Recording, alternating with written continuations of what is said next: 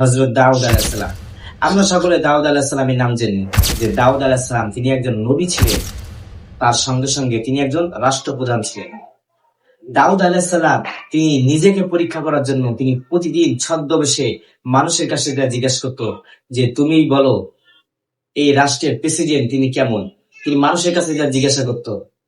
তখন লোকেরা বলতো যে আমরা সকলে জানি এই রাষ্ট্রের প্রেসিডেন্ট হলো হযরতে দাউদ আলাইহিস সালাম, তিনি অনেক ভালো মানুষ, তিনি অনেক পরহেজগার মানুষ।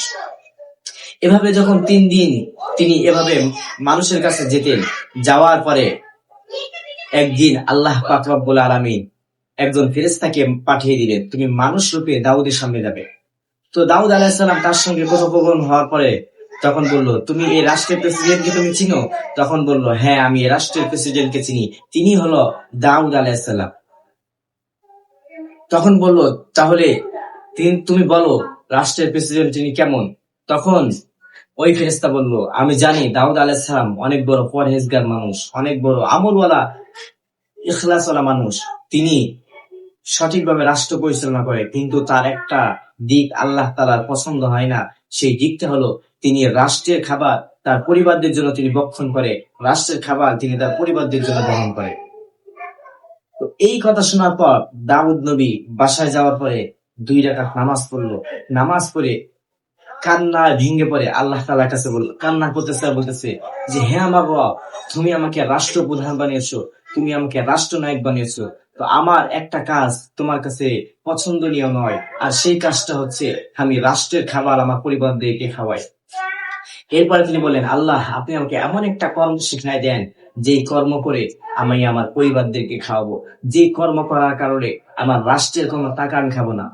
তো আল্লাহ পাক রব্বুল আলামিন তাকে তখন শিক্ষা দিলেন যে আমরা সকলে জানি দাউদ আলাইহিস সালাম, আল্লাহ পাক রব্বুল আলামিন তাকে শিখিয়ে দিল বর্তমান যে ইঞ্জিনিয়ারিং ওয়ার্কশপের দোকানে যেই গ্রিল গুলো আছে, এই গ্রিল গুলো সর্বপ্রথম দুনিয়াতে যিনি তৈরি করেছেন তিনি হলো দাউদ আলাইহিস সালাম। দাউদ আলাইহিস সালাম যখন কোন লোহাকে হাতের মধ্যে নিতেন, ওই লোহাটা মোমের মধ্যে গলে দিত। তো আল্লাহ পাক রব্বুল আলামিন তাকে এই কর্ম শিক্ষা দেওয়ার পর তিনি রাষ্ট্রের 1 টাকাও তিনি খান নাই।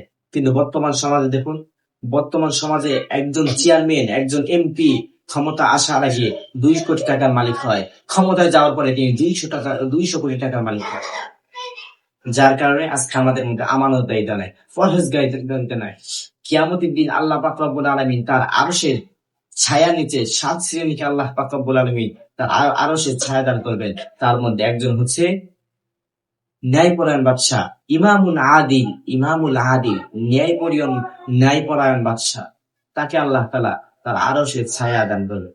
আল্লাহ পাক রব্বুল আলামিন আমাদের সকলকে রাষ্ট্রের মাল হেফাজত রাখার তৌফিক দান করুন।